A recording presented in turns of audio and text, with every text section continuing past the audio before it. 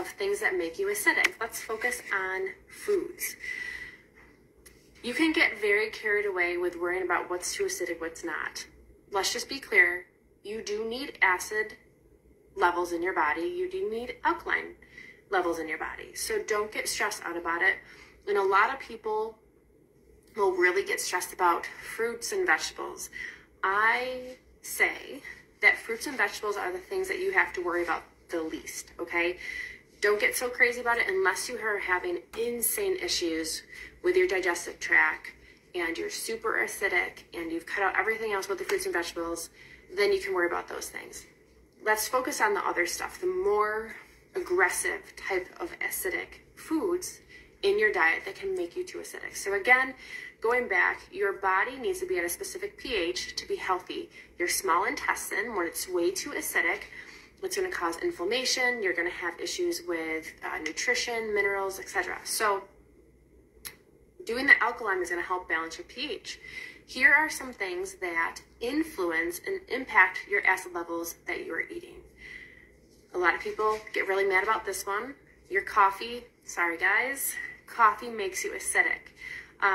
Coffee is extremely acidic. You can find coffee brands that are more alkaline, but they are going to be more expensive and you really got to do a little bit of work to find those, but they are out there. So if you're very in love with coffee, but you know you're super acidic, you can find other brands. They're just not going to be those generic brands. Breads, pastas, baked goods, all those things are acidic, okay? Those can be hard to give up. Meats are acidic, and a lot of proteins are acidic. So, for example, I don't consume meat, but I eat lots of beans, legumes, etc. Those are actually acidic. So those can raise your acid levels.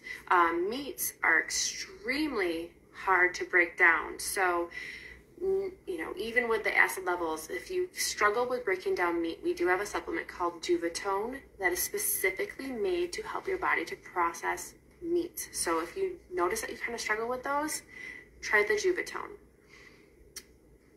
Sugars, white sugars, you know, there are healthy sugars. We have maple syrup that is a healthy sugar as long as it's naturally and raw. You have honey that is natural. We have agave. We have the syrup that Young Living has. Those are all natural sugars. But when you get into those white sugars, sometimes cane sugars, those are very acidic to your body. You can do date sugar, you can do coconut sugar. There's many different variations of sugars that you can use to cook so that you're taking that high acid levels out of your foods and still enjoying them. What else? Preservatives. Preservatives that are on your labels. So even if you're trying to be more health conscious, they still sneak those preservatives in there because they want you to have a specific color, because they know that's appealing. They want to preserve the fruit, etc. So when you look at your labels, if it says anything, even if it says citric acid or ascorbic acid, even though you know that those can kind of be good for you, if it's on the labels, it's most likely a preservative to try to make that food stay a certain way. So that would be counting as something that is going to be acidic to your food. But when you look at your labels of your foods, anything that is man-made, the dextrin, any of those things, that's all going to be acidic. So if you're reading your labels and it's something besides food, you know that that's going to make your body more acidic. Anything man-made is going to make you acidic. Now, Young Living has preservatives in their foods, but they are made strictly and extracted out of our plants, and they are never changed and altered by man to be made. So we have preservatives, we have to because our stuff would spoil, but they are literally taken out of the plants. And other companies do not do that because, one, they don't have access to the plants, and two, it takes time, and three, it costs more money. So those other companies are going to create their preservatives in the lab because it is extremely cost effective. You can make a lot more, and it takes way less time. So just think about that. A plant-made preservative is not going to turn you acidic, okay? It's baseline, actually, neutral. So Dyes, any of those things. Dyes are extremely acidic.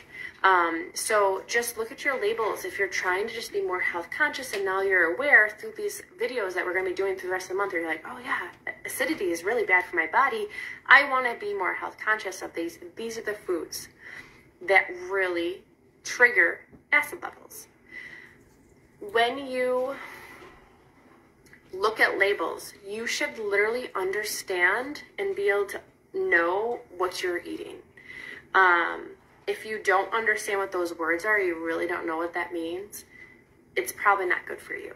When you're looking at sugars, if it says sugars, that's not good for you. If it says syrups, that's most likely not good for you. They can really finagle words and make things look like they're good for you, but essentially, you just want the food on your plate. You just want the food on there. And that's the stuff that you need to look for.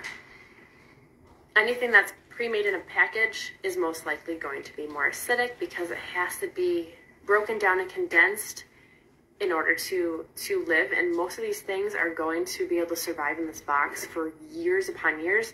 Food should not last that long. If food is lasting that long, it has some type of chemical that is preserving it. Maybe a year, fine, but like years, there's something really highly preserving it. So I hope this was helpful.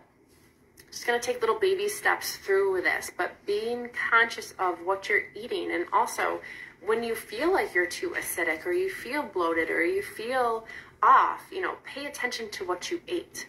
Also, if you don't have any of those symptoms, but the next day after you ate something specific and you feel really irritated, you feel really tired and bogged down, something you ate the night before is affecting you, and it's hard for your body to process and break down.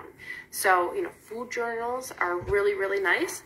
Write down what time of day you ate the foods, what you ate, what you drank, and keep track of that for like a week. And you'll really learn about your habits and, things that maybe you'd want to improve, things that you really like about your habits, and it helps to really analyze. But you can mark too on that journal what days you feel really good, really clear-minded, really focused, really on point and happy, and you're eating well, and the days that you're not. And you'll notice that the food kind of correlates, and that's going to be within minutes of eating it to the following day that your body's breaking down and using those foods.